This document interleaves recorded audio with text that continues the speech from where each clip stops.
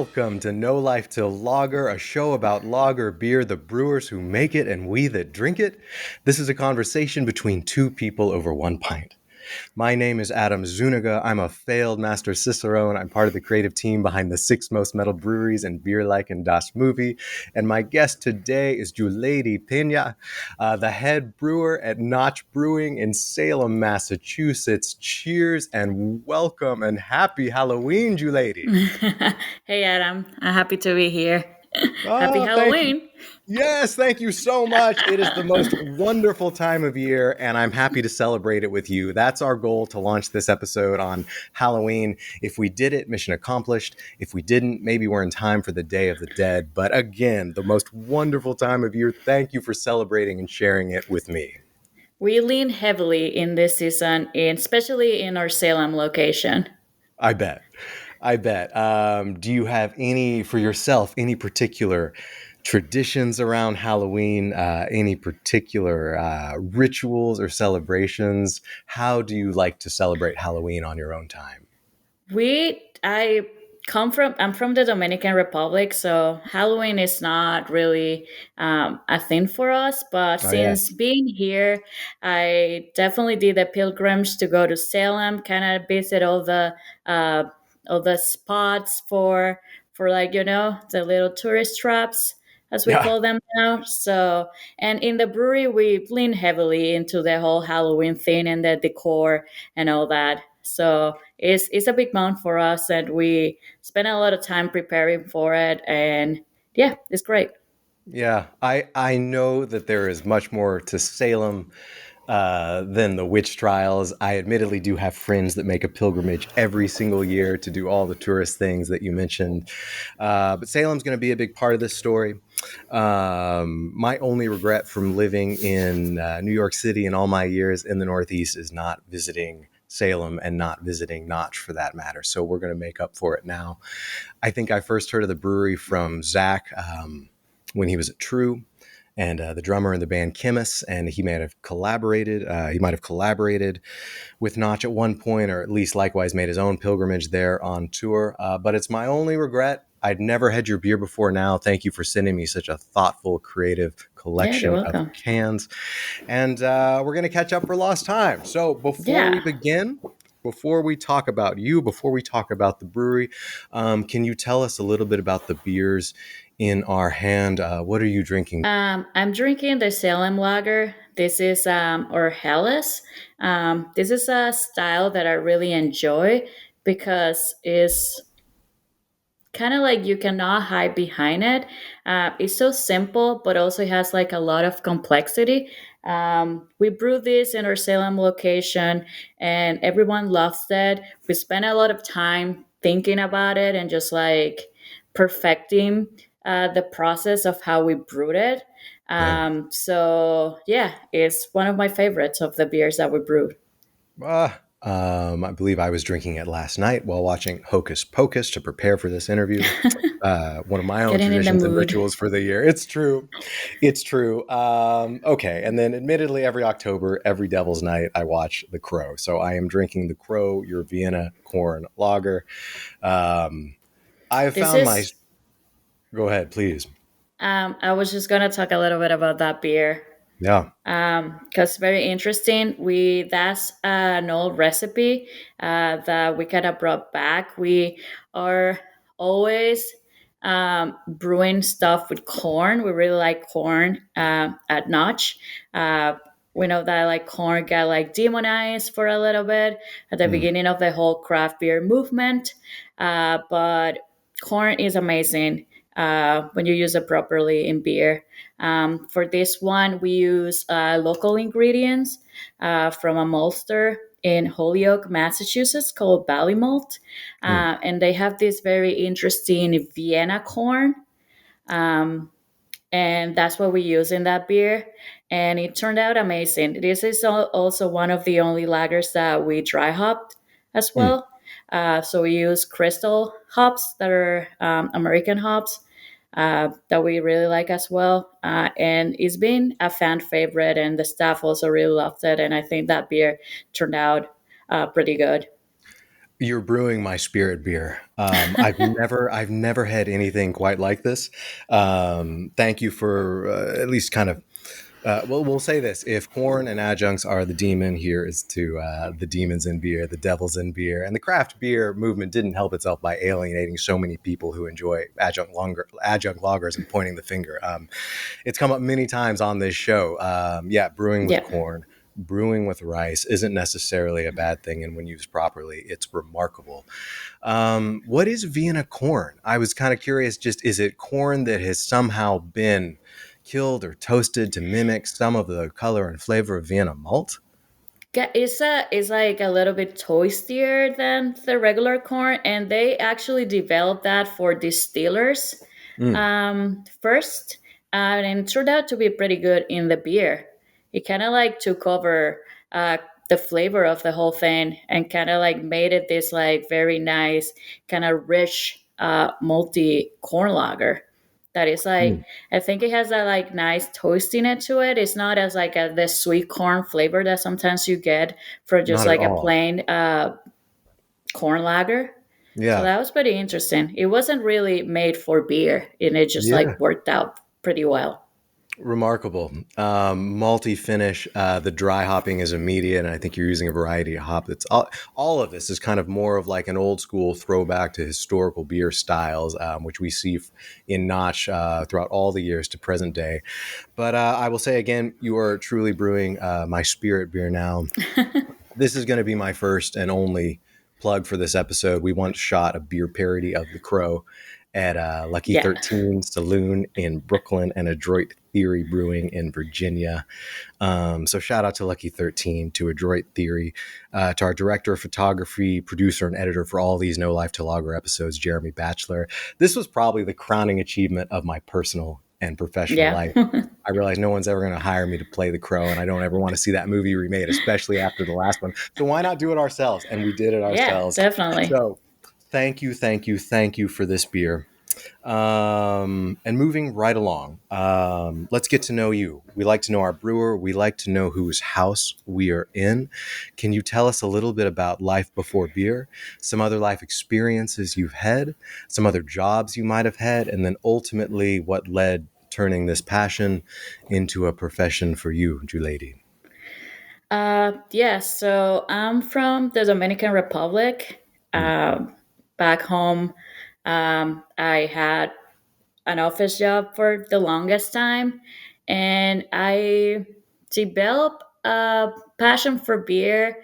I was in a work travel, and next to my hotel room was a German bar, and I went there with my coworkers, and we are just like drinking beer, and I was kind of like taken aback. I was like, wow, there's like so many beer styles that they all like taste pretty different, and they're so different from what I'm used to drink back home. Mind you, we are very heavy beer drinkers in the yeah. Dominican Republic. But you mostly have back then, it was just your mass produced lagers. That was everything that was on the market. Mm, So after that trip, I kind of like made it my mission to try as many beers as I could. And for me, the next logical thing to do was to try to brew my own beer because I really liked it. makes sense. And my my beginnings in home brewing were pretty simple. One of my friends gave me one of those Mister Beer kits. That they're just like you're basically just diluting malt extract in water. So that became boring pretty soon for me because I tried to kind of uh, make copies of like beers that were in the market, and then I try to brew my own recipes. And said friend one day was, "Do you think we should do all grain beer?" And I was like, "Sure." I have no idea how we're gonna do this, but I'll just go on the internet and I'll get some books, and we'll do it. Mind you, at this time, uh, you couldn't get any ingredients in the DR. Hmm. So we basically had to get everything shipped from the States. And it turned out to be a pretty expensive hobby for like 2 years. We were home brewing every weekend, trying just to learn how to do it. Our first brew day was like 12 hours, and the beer was pretty undrinkable. All Ah. of our friends were like, "Oh, this is fantastic," and I was like, "You're lying. Oh, This is it's good to have this friends. this is I understand it's like free beer, but this is Yeah. like not good. You can be Oh, honest. You're not helping me." they're um, doing their due diligence uh, for the sake of friendship. But yeah, yeah, we tried to our idea was to eventually open some sort of like brew pub or something like that. So we tried to make an amber ale a thing, because we were like, well, you can't. These palates are uh, accustomed to drinking pilsner beers. So if we wanted to do something different without competing with the major producers of beer, we thought that that was a style that would kind of like worked.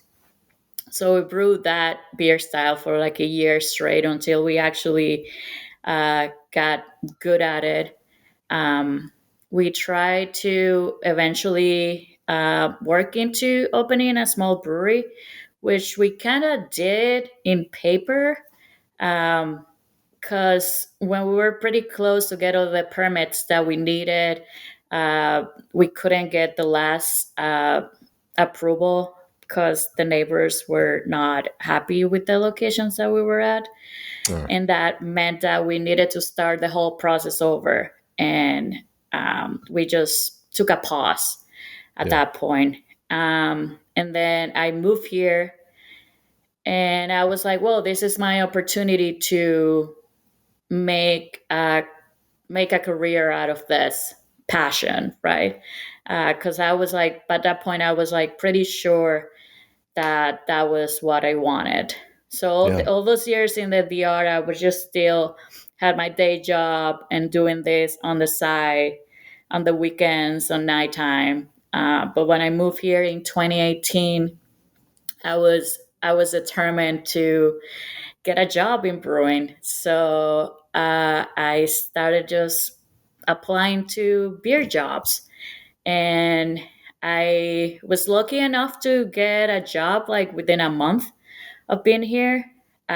This is before Notch, at a brewery called Aeronaut Brewing, and they hired me as a bartender. But I was very vocal about what I wanted to do, and I I was pretty honest about like the kind of experience that I had back home. We had like a pretty small brew system, but they were like, we have this part-time opening in the back. If you want to jump to that, we can do it. I'm like, absolutely. awesome, And awesome. by before I even started working there, I had that like part-time seller position, and I think like a lot of things aligned for me in a way, because my supervisor at the time quit within 3 months to go work at another brewery. So I found myself by myself in the cellar within 3 months. So yeah, that was a bit of a challenge, but I guess it like kind of helped me to kind of be like, you need to get good at this fast, Yeah, kind of situation. But it worked out. clearly. It worked out for me. I was at that brewery for 3.5 years, and within the first year, I was already brewing there. Um, and now I've been at Notch for 4.5 years. Yeah, there are That was pretty long. yeah, no accidents. All meant to be, and it's just interesting how your story parallels so many of the other brewers I've spoken to. You know, originally uh, whatever it was, an office job, a survival job, having that moment, that epiphany, whether it was at a German bar or a beer garden in Germany, becoming a home brewer. It's really interesting. You tried to build out like a craft brewery, a nano brewery in the Dominican Republic, and that it ultimately led you. I'm glad your roots are there, and that it ultimately Yeah. led you here. I will say, welcome home, and to so quickly land a job. This is all in Massachusetts, right? Kind of like around Yeah. the Yeah. Boston This is, area. has been only Massachusetts. Yeah. Yeah. Yeah, and we ultimately learn by doing, right? So everyone who's had that oh shit moment when they're suddenly given a lot of responsibility and just have to figure out. I mean, that's the best way to learn. Yeah. Um, I honestly feel like pretty lucky as well because with everyone that I worked, um, they have everyone has been like an open book, yeah, and I think that is also like pretty important and something that I try to do as well. It's like you you lean heavily on your coworkers and you build that community and then they help you grow, right? yeah. Didn't get here by myself. So None of us. everyone that I work with, I have a little bit of them in me with the thing of how I do things. Yeah. I mean, we can call that mentorship, we can call it Yeah. friendship, but here's to sharing information and experiences rather than, keeping trade secrets. Yeah. That's also how we learn, also how we grow. And, Todd said the same in one of our previous episodes with Good Word. It's a recurring theme that good brewers share, that the Yeah, best definitely. brewers share and ultimately make better brewers. I love it. And when you talk about just being a beer drinking country in the Dominican Republic, Pilsner drinkers, is that Presidente? What's typically Yeah. the beer? Yes, Presidente, my God. Definitely. Oh, Presidente is like the main brand in the DR. We have other brands that are local. yeah. Bohemia. We have Mm. another one, Quisqueya. I tell all my friends that they go when they go to the DR. I tell them not to drink Presidente, to drink Bohemia, which is what we drink, Hmm. um, Nice. which we think is better, but it's probably all the same a little bit. Oh, maybe. I mean, Presidente, is it still actually brewed in the DR? Would you say there's anything kind of like authentic about it to the Dominican Republic, or is it international beer at this point? It is an international conglomerate, but Yeah. it is still brewed in the DR. They Oh, nice. actually brew other brands from, like they do. I know they do Modelo there. I think Yeah. Heineken is also brewed, but definitely the Dominican brands are still brewed in the DR. Nice. Very nice. And that brings us up to present day, and it's relevant to Notch as well. Just kind of talking about brewers who learn, brewers who share, contract brewing. I don't think that's necessarily a dirty word anymore by any stretch of the imagination, especially when you're doing it the right way. But I know Notch was founded, what, 2010? So left of the dial since 2010 is what the website says. I never heard that term left of the dial before, but I just know it means basically, broadcasting under the radar or without corporate sponsorship and advertisement. I love it. Initially brewed at a number of great breweries around the Northeast, like Harpoon, like Two Roads, Zero Yeah, Gravity, currently, yeah. which allowed you to kind of build the brand and then ultimately build out initially your Salem tap room circa what, like 2015, 2016. Yeah, Yeah, so definitely. just tell us a little bit more about the brewery, the vision, the mission, the story behind its founding, and then how we all ultimately come full circle and connect to what you're doing between the Salem tap room as well as the Brighton beer garden as of now. Yeah, so Notch started like a contract brewing brand.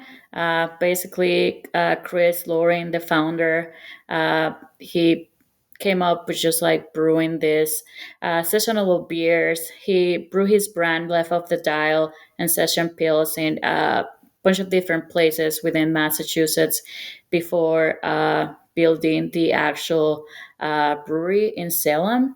Mm, And the idea when he designed that brewery was that he wanted to take uh, the inspiration that he got from a trip to the Czech Republic and kind of and Germany as well, and kind of bring that back.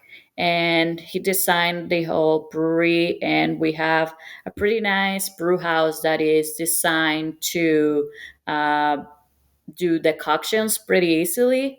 And that's the kind of like the mindset behind everything that we do in Notch. We take this, let's say, historical styles and kind of try to pay homage to them, to um, brew them as close to the originals as we can. Obviously, we're not in Germany or the Czech Republic, so these are just Czech or German style beers, but we try to kind of do it as best as we can just to pay homage to those beer styles. Now we have a second location in Brighton. We opened around 4 years ago.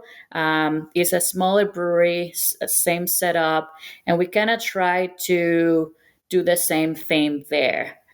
We have Yeah, a very interesting setup there because the brew house and the brewery is smaller. So the Czech beers are served straight from the lagering tank into the Looker faucets. That's the only difference that we have from the Salem location. But amazing. it's the same process, the same care, the same beer. Sometimes we use that brewery to kind of try different new stuff or do a smaller batches of things, but we try to maintain a very concise concept between the two locations. Yeah. Yeah, and both. I mean, out of Salem, it's what, maybe like a 10 barrel system, and Brighton maybe 7 barrels, Yeah, give or take. correct. So So you're brewing Salem truly will small batch be, lager at both. yeah, yeah. So Hmm. Salem is a 10-barrel brew house. Brighton is a 7-barrel brew house. The cold side of Brighton is way smaller. We only have 8 lagering tanks, and we try for these beers, all the Czech beers, some of the German beers. We have open fermenters that they will go there, and we try to everything will be horizontal lagered and then naturally carbonated. Yeah.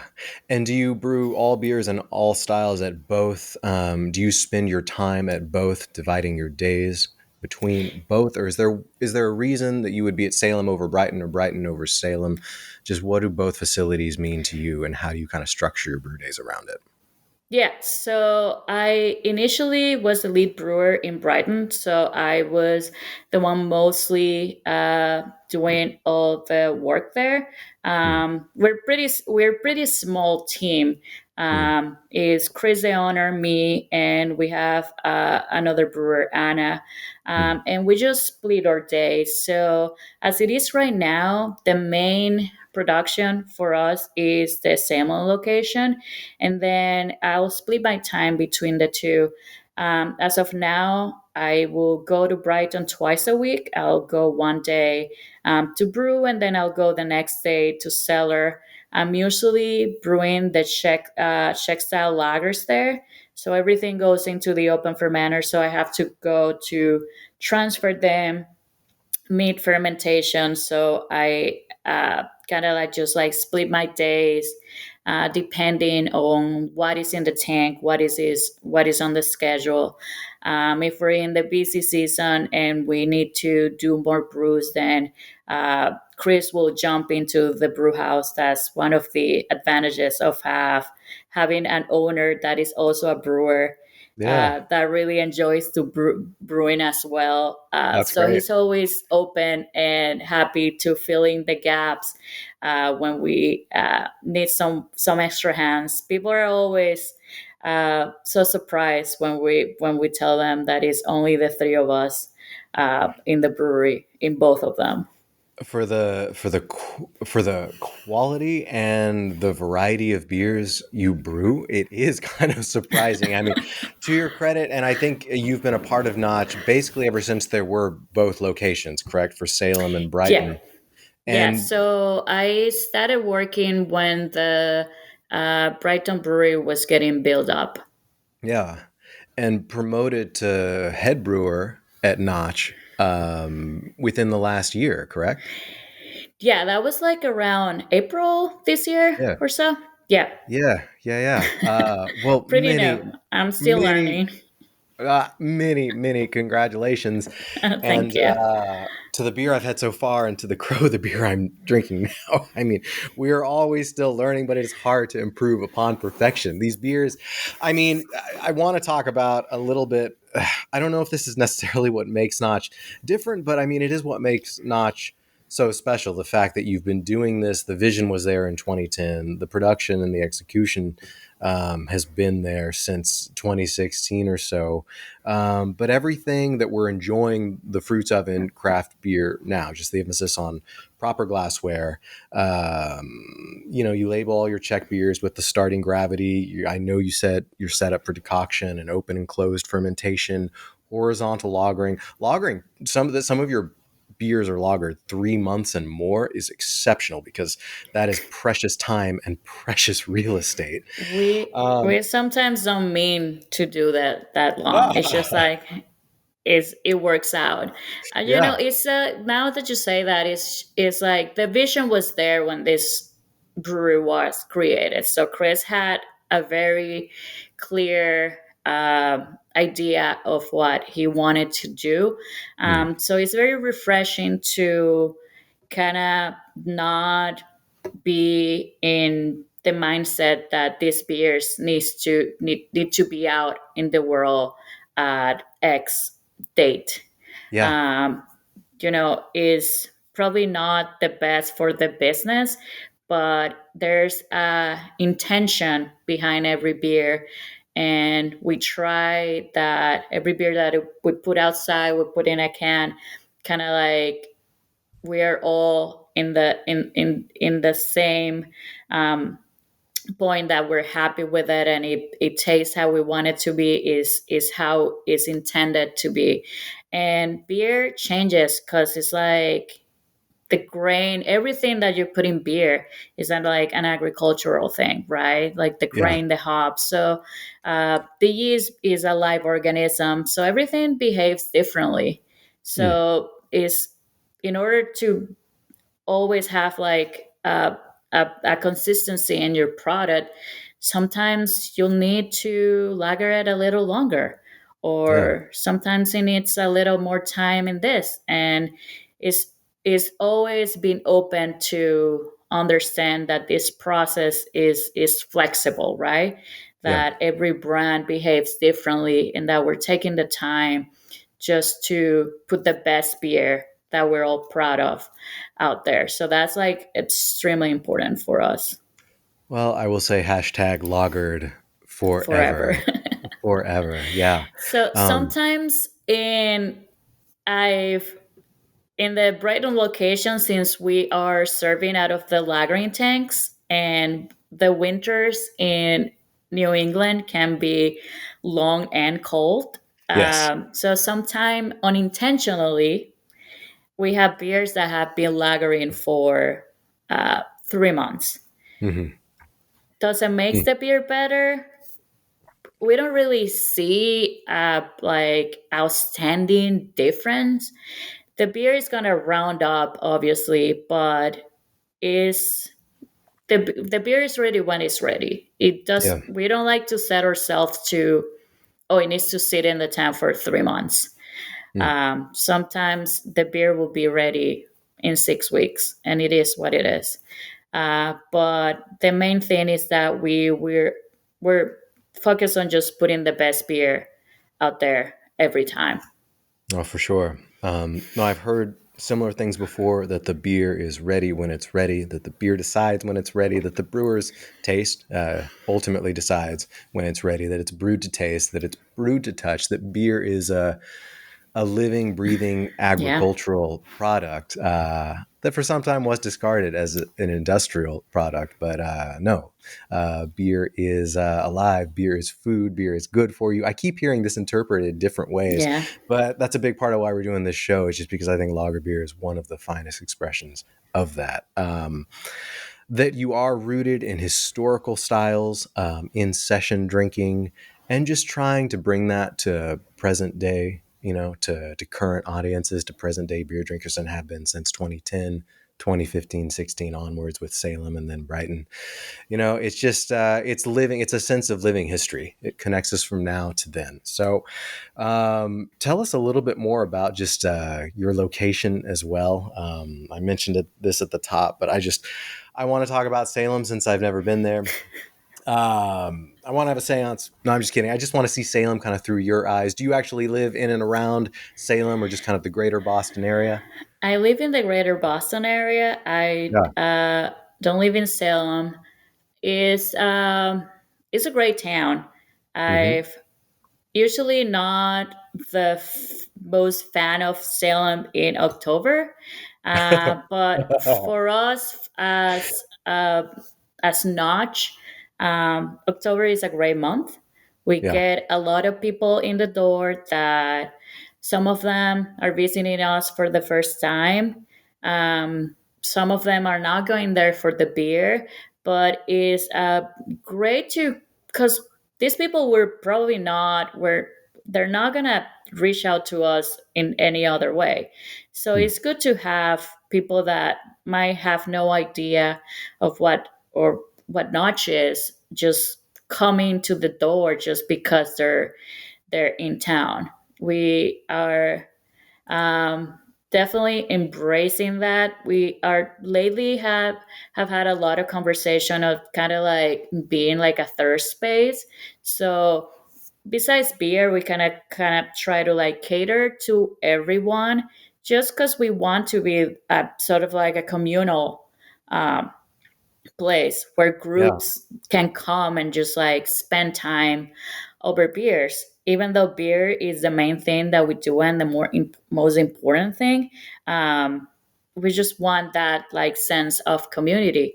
So having all this group of people that are not usually in town coming in and just trying our things is just pretty good. But also specifically in the Salem location, we have a lot of regulars that are so loyal to our brand. So I've always found that to be like the best for our brewery as a whole. It's just like so many people that are always there all the time. They kind of hide a little bit in October. Um, but yeah, it's just like it's a great time in the month in the year for us, and we kind of like try to prepare. There's always this like with the staff, everyone's just like, oh my god, October is coming. Everyone is just like preparing for this month, so even though it's like a lot of tourists, it's still great. Yes, October is coming. I know there is much more to Salem than the witch trials. I was curious if it's haunted. I was curious if there's a sense of year-round Halloween, or is it really just kind of this explosion of interest in October? And if you were to visit any other time of year, you'd have a completely different experience. So I think overall is not as intense as like the rest of the year is not as intense as October, but there's always people walking around in Salem. Like all Mm. this sighting that people are going to, they're year round, right? I actually like recommend my friends to pick another time of year, and you can do everything. So we see the crowds just like in a smaller scale, and I feel like the residents of Salem are also like kind of like all the Halloween vibe and the decorations. And I think Sure. if you walk around town, you can see everyone just like putting stuff on their front yards. And we as a brewery, we embrace it as well. We have crows everyone in the brewery right now, and How we many have crows this are in the brew house? we Have you we have have this you huge counted them? spray crow. No one has guessed yet. I have Oh, to do you go know what the count them. answer? I do Do you not know what? know what the Ah, answer is. I saw the first one and I thought it was real, and then I was yeah. very confused. But there's a lot of them. So yeah, I think that's kind of like the theme of Salem, and Yeah. everyone just like leans heavily into it. And I think that's what it makes it great. Oh, I love it, and I think it's reflected in. I know that you all kind of reluctantly put a witch kind of back on your Notch T-shirt and merch for the month of October, and I again, I know this is easily kind of overdone or Yeah, overkill, we but it we is just like fun. It is really feel fun. that we can like kind of like honor the whole thing without just like going into like the wish trials, Totally. kind of like money grab situation. We just try to make it more like our own, and Yeah. respect the history and all that. And Yeah. now we put a cat on it because we have a cat, and he's a little demon on Nice. himself. Nice. Well, I'll say it again. Here's to the demons, whether that's the cat, whether that's the corn or the rice in your delicious adjunct lager. And for any of the tourists that are visiting now, or for any of your regulars that are there year round, let's talk a little bit about kind of core beers versus rotators. I know you have a few that are basically around a Czech, we'll call it a session Pilsner, clocking in at 4%. Left of the dial, a British style IPA, um, Salem Lager, your Helles, Kolsch, served by the Stange or by the Kranz, which I love both options.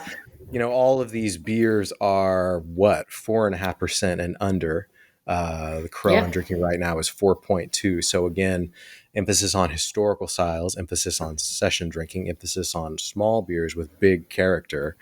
So if these are year round, then I can pull up your tap list at any given moment, and I will see a Czech pale lager, Tamavi, a Czech dark lager, Rot beer, a German red lager, Alt beer, Zwickel beer, Keller beer, Rauch beer, a Caribbean Punto pills, which I don't know if that was yeah, maybe part of your doing, thinking on your days in the DR and Presidente.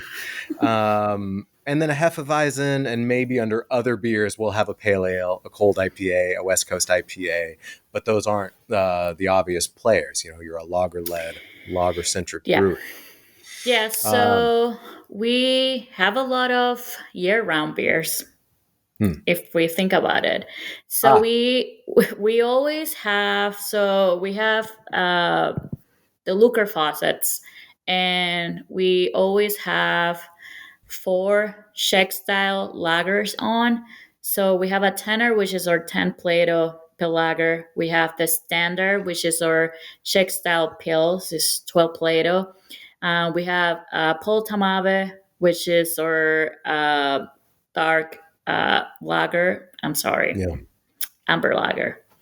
We Mm. have Tamave, which is a dark lager, and then we seasonally have Cherne, which is a black Czech style lager, Whew, and those delicious. are always on. Um, we try to have them always on. Oh, We incredible.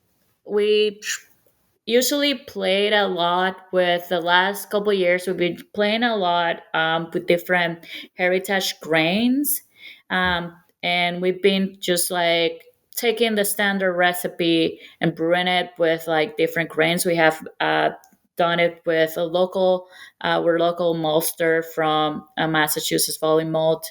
Last year we did something with grain from Indiana. But those are the core four that we always try to have on. Yeah. For the German side, then those are a lot, but Oh, we usually try to we try to either have Kolsch or Albier on. hmm. We try to either have Vienna or Dunkel on. We try to either have Zwickel or German afternoons, which is our German style pills. Hefeweizen, we have it in the summer. Pretty popular that beer is.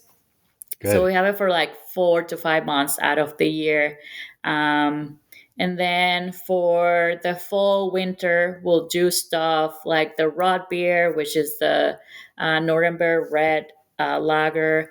We'll do a Stickel. We'll do Baltic porter. And then we take the colder months to kind of like experiment and create new things that we can like put in the menu.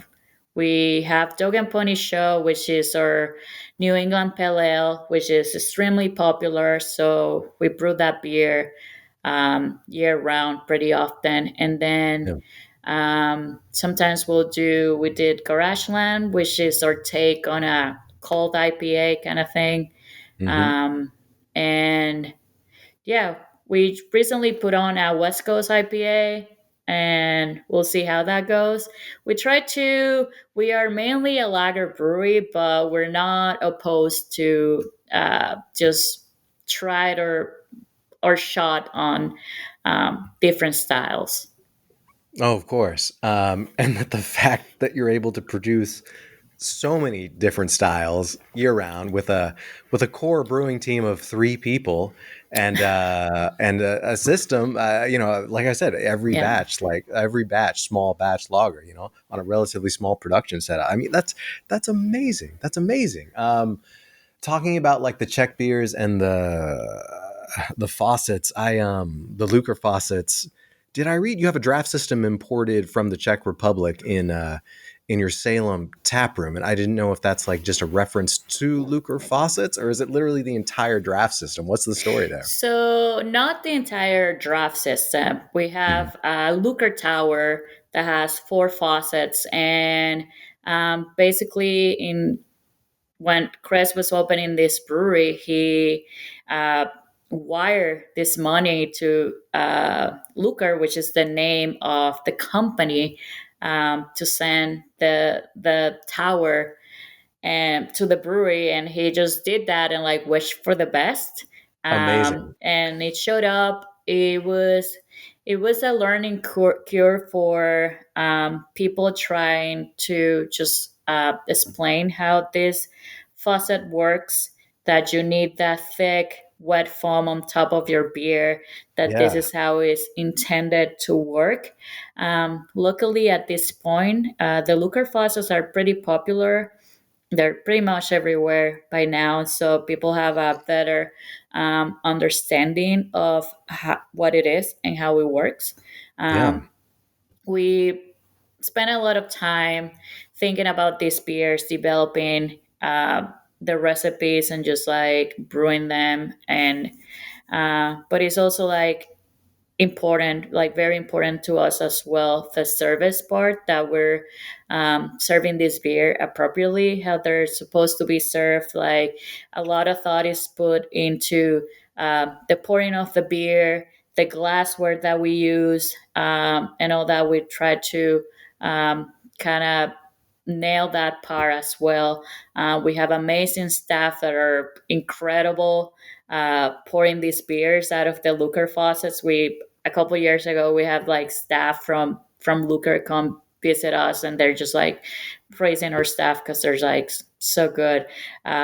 We spend a lot of time training them, and yeah, is I think that's like the next thing after you spend a lot of time into these beers. Just like we try to present them as best as we can in serving and glassware and all that it takes.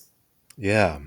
Yeah, it's I mean, for some of the theater around beer, it's a visual experience. We drink with our eyes first and foremost. So yeah, you're investing all that time in your beer. You of course want to invest all that time in the people that are serving it, the people are pouring it and presenting it, and then of course in the glassware. I think that was another example of just what makes Notch so special. Like investing in a Lucre faucets and a Lucre tower from like 2016 or whatever whenever it Yeah, was onwards. That was also not the norm about a decade ago. And again, we're enjoying the fruits of that now as it becomes more and more commonplace, more and more trendy. That's extraordinary. And I think everything that you were saying earlier about your regulars and just the community of Salem kind of contributes to this really just fun, quirky sense around the brewery and your taproom events of different festivals you do, of different events you do. I saw there's pumpkin carving, there's knights in armor engaging in medieval combat. You do a goth fashion swap. You have live music and have even done a Forever Lager music and beer festival. Of course, Oktoberfest and Stark Beer Fest definitely caught my eye. With the hot poker in your glasses of yeah, Doppelbock. Not even glasses. You do like traditional like steins, I think, for it. So yes, Stan Crooks, yeah. Yeah. So again, all very interesting. And I don't know, can you just speak a little bit about who is kind of curating these events? Who is kind of creating these spaces and giving your tap room this kind of character, the fun around the festivals that you throw? Where is this coming from? Is it the community of Salem looking in? Is it Notch kind of looking out? Just what's the inspiration behind some of your events and some of your festivals? Yeah, so for some of our festivals, I'll start there first. It's kind of just like um, us replicating these festivals that have like existed for a while. The Star Beer Fest, which is sort of like the higher ABB beer Hmm. festival, is kind of like a spring festival in Germany. And the hot poker is something that we kind of like took barrel from historically, and another American brewery was doing it first too. And for this, we brew specific higher gravity beers that will do well with the loggerhead, which what it basically does is caramelizes the sugars in the beer, kind of like creating this sweeter kind of marshmallowy flavor to it, and people love that. It's Oh, pretty amazing. I've never done it before. You Never had it before. We had Chris had like a custom made loggerhead that is pretty wide, so it just needs to touch the beer for 2 seconds, and you have your cold beer, and then on top you have this like kind of warmer foam to it, so it's like a very interesting sensory thing happening when you get this like marshmallowy warm foam, and then you have the cold beer afterwards. Is a pretty neat experience, so we'll Yeah. recommend to anyone that hasn't done it before. And then the Oktoberfest is one of our uh, biggest festivals that we do. Is we do it every year. We brewed a fest beer just for it, and now we have both locations. We do it one day. Saturdays will be Brighton, Sundays will be Salem, and it's basically just like a celebration. And it's really embraced by the both communities on both of our locations, and people just like have such a great time. And uh, yeah, we also have a Polish fest. Chris' family comes from Poland, so we do this early in the year.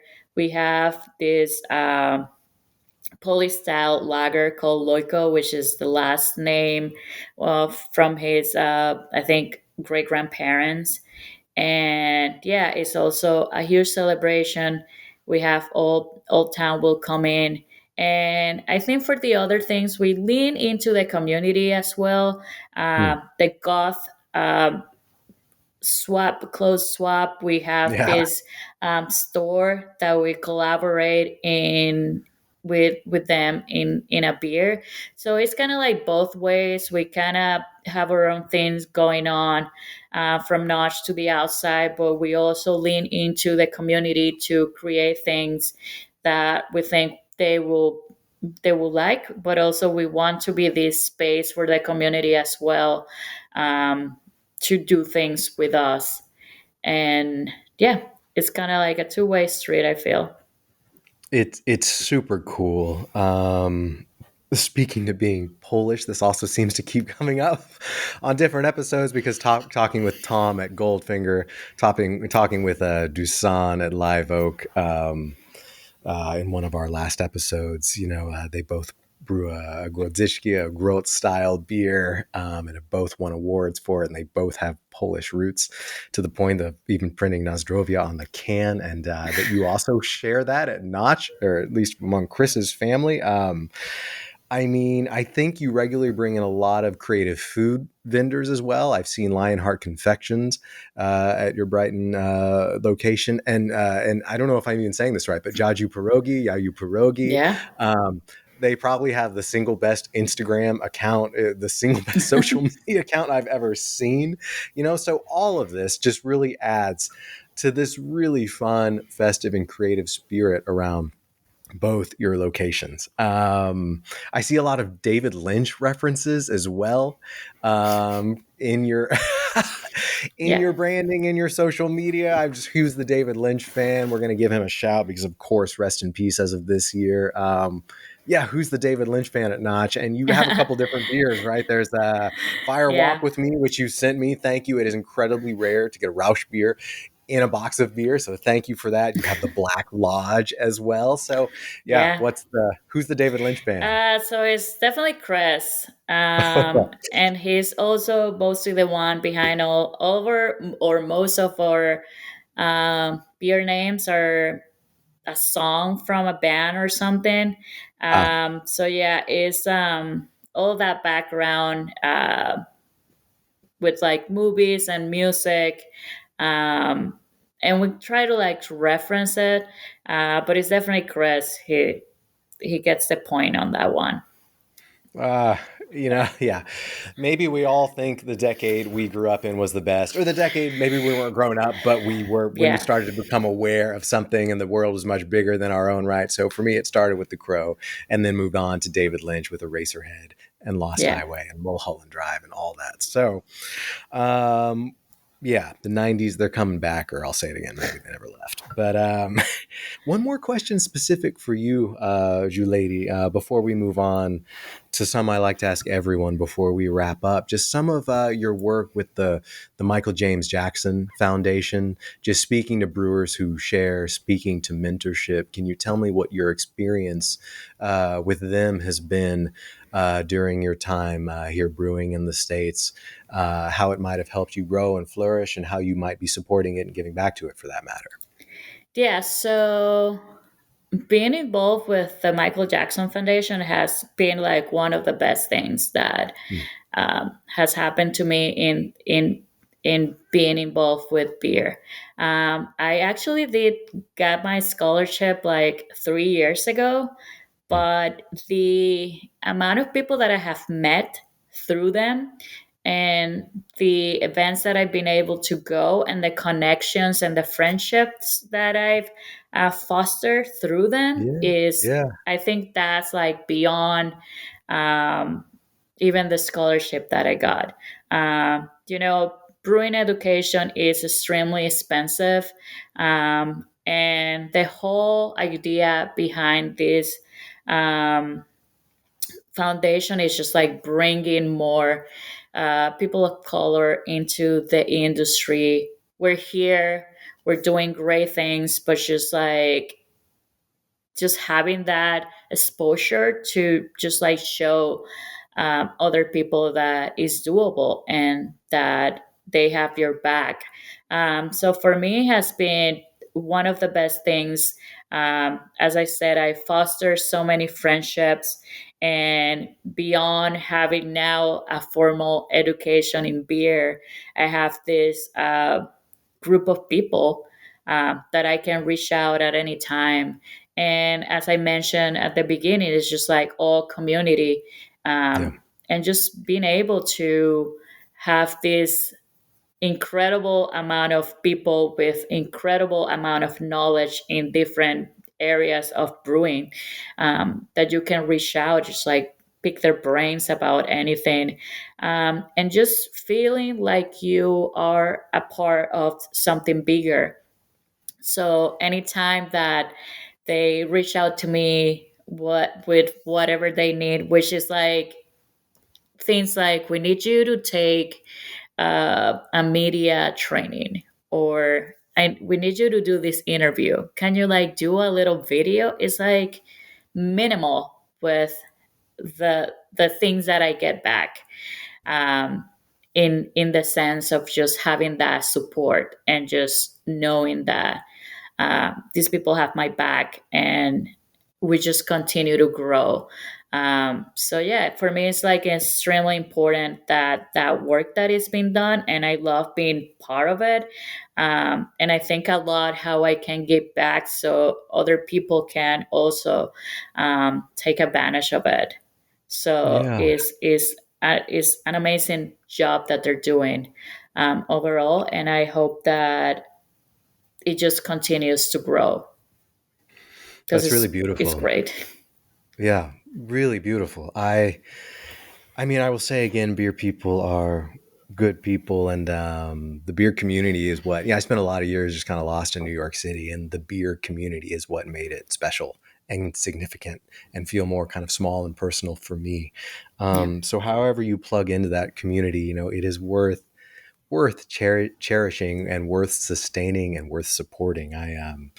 Yeah, my one, I'm not even going to call this a critique or a criticism. I think one suggestion to the Michael James Jackson Foundation is it might as well be called the Garrett Oliver Foundation. I think the name kind of confuses I people. mean, yeah. I, I mean, he's the face of it. oh, I know. Um, and he's very good with words. He's a lot of Yes. fun. He's stepping down soon, so we'll have a new president soon. Okay. But yeah, but Very but exciting. I get where you're coming from. Yeah, I think it might be confusing for people from the outside looking in, but yeah, that it is a shout out to the beer hunter, the historian, Yeah, Michael yeah, Jackson, the British yeah, beer writer. Yeah, but I yeah, think maybe years ago, working in New York, I might have been able to get to Garrett for an episode of No Life to Lager. I think he's too yeah. big now, but we'll see. We'll see, Garrett. If you're listening, I'm never going to give up Tune trying. in. We want Yes, you. please do. Please do. Okay, Juleidy. Well, thank you so much for sharing your story, for sharing Notch's story. There's a few questions I just like to ask everyone before we wrap up. There's a lot of dialogue around sobriety now, around temperance, around non-alcoholic beer, non-alcoholic everything for that matter. And that category has continued to grow in recent years post-pandemic, whereas you could argue the beer category and traditional alcohol has continued to shrink or become smaller in any case by comparison. So your thoughts on this? I think it's particularly meaningful to ask you because I know Notch produces their own, right? You brew non-alcoholic beer, you do a craft pilsner and a hazy IPA. So your thoughts on the dialogue around NA beer and the NA beer you produce for that matter? How do you do it? Yeah, so we do not brew it our own in Salem. We Mm-hmm. don't have the equipment for it, but we do have New England Hazy IPA, NA, and NA Pills. And yeah, we're all for it. As I mentioned before, we want to be this third space for people. And we understand that not everyone wants to drink beer or not everyone can drink beer.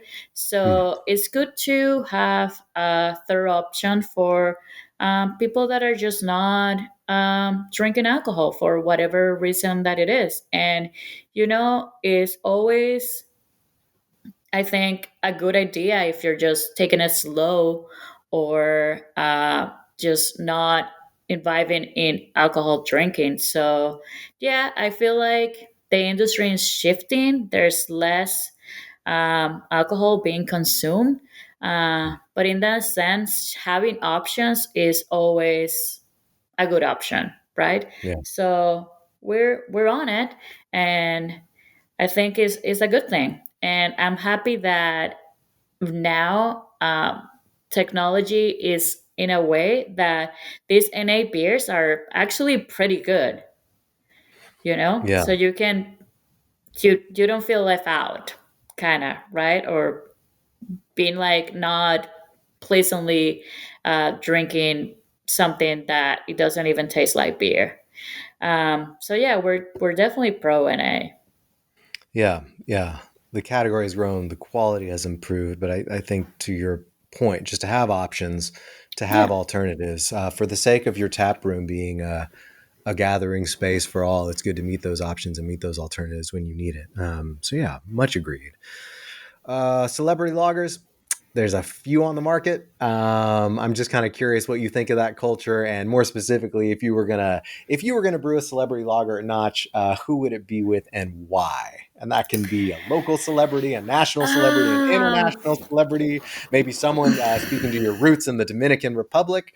Just how would Notch do this if you were going to do um, this will be like me it? Please. personally. Yes. I find it pretty interesting the whole celebrity alcohol overall. Yeah. Because are they good really? I Yeah. have no idea, but If I were to brew a beer, I would like to brew a beer with Billy Joe Armstrong from Green Day. Please call me. Oh, I'll make it happen. I'm a big Green Day fan. So, that's Billy awesome. Joe, please, whatever you want. Yeah, I love it. So, okay, I was right. The '90s are coming back, or maybe never Yeah. left. Yeah, all right. Green Day, Billy Joel, if you're listening, yeah, Notch is willing. And just for sake of argument, so we can visualize it, what would the beer be if Green Day came to you and said, "You decide," what would you want to brew for them? I think that for Billy Joe, I feel like it would be like either like a pilsner or like a dry hop lager with like very modern hops, those like new varieties that are out there. I feel it has Yeah, to be like bitter, yeah. because it's pop punk, but not too bitter because it's not too punk. Oh, I love it. All right. His Well, he they have a coffee, so maybe a dark lager, yeah, perhaps. yeah. All good things. Billy Joe, if you're listening, Green Day, if you're listening, yeah, that's a beer I want to drink. So, decoction mashing, you kind of already addressed this, and I know the answer is yes. And I always kind of like to put people on the Yes. spot at the end and say yes or no, one word. But, quickly, just why or why not? Is it for sake of kind of historical reenactment and doing what brewers before you have done to be as authentic to the style as possible? Or do you feel that there's a clear flavor sensory difference to decocted beers versus not? Yes to both. Yeah. Is you can definitely make amazing beer without decoction, but you need to admit that decoction really makes a difference in beer, Hmm. right? So for us is a little bit of both. Is we try to historically kind of like brew these beers at best as we can, and for that decoctions are part of the process. And but also we take a lot of time and effort into the process of how we create beers and how we brew them, and luckily we have the flexibility to tweak our decoctions in a way that fit better for specific styles. We are not decocting all of our lagers. We are Yep. decocting the beer styles that are going to benefit from the decoction. We're not decocting beers just because. We're specifically doing this, and the type of decoction that we do. It depends of the beer style that we brew it, and it has a specific purpose. So it's a little bit of both. So there's a lot of meaning for us in the processes, specifically with decoction as well. But the short answer is yes to decoction. Yeah, the short answer is yes, and I think every answer from every episode has been basically yes, no, and maybe. To suit the beer, and the fact that your brew house was built for it, of course, from the very beginning, speaks volumes. So, yes to decoction. And is there anything else you would like to share, just on behalf of yourself, on behalf of Notch? And what do you say to someone out there who's deciding on their first beer at age 21, pondering what might be their last beer at age 101? What do you want to say and share to beer drinkers out there? Um, for people like starting drinking beer, I will say don't be discouraged if you do not like what you have.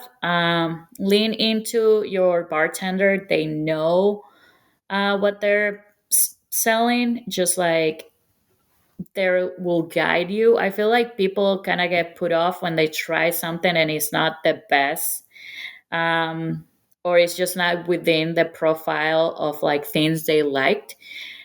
So it's good to have a conversation. People will guide you, just like tell them what you like, and just give beer a second try. There's amazing beer out there, and I'm glad that the industry's kind of like coming for full circle again, and we're back into drinking lagers, drinking lower ABV beers, just kind of like leaning into beer as a social thing, Yeah. instead of just like getting hammered, I Yeah. guess.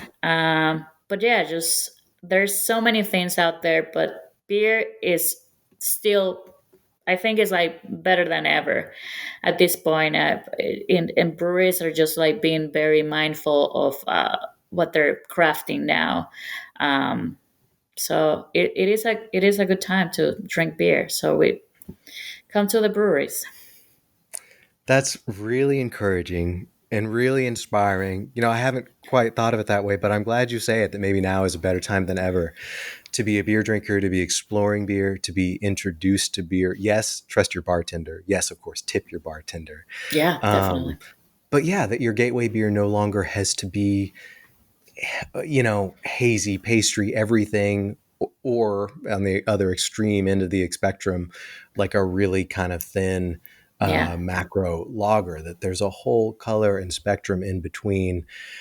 The Crow that I'm drinking right now is both malty and hoppy and low in alcohol and distinct. And like the best beers leave us just kind of speechless. It's not really fun to overanalyze them.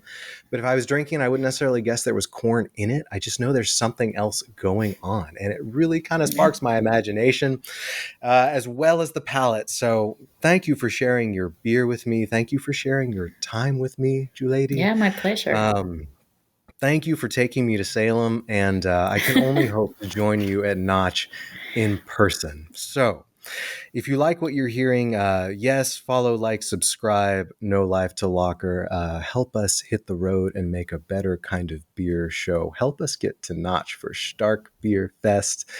And hopefully, we will do all of this in person at some point, Juleidy. So, as we get to where we're going, I always love to say it, good night and good lager. And thank you so very much for joining us in the here and now. Cheers. Thank you for having me. Cheers. No life to